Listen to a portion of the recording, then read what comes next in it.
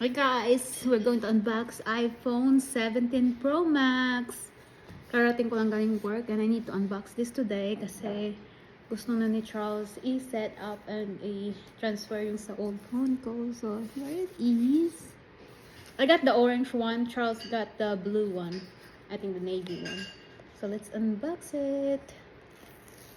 Tapos after ng unbox, matutulog na ako and then set up na ni Charles, transfer niya yung from my old phone sa new phone. Oh! About to drop it. There you go. Our new iPhone 17 Pro Max. Oops. There you go. Right there. There you go. Ding! Okay, Happy, here it is. Ready to install and transfer. Ang ganda ng bago niyang lightning cable. Tapos lagyan niya ng ng outer box and then yung camera lens tsaka dito. That's all.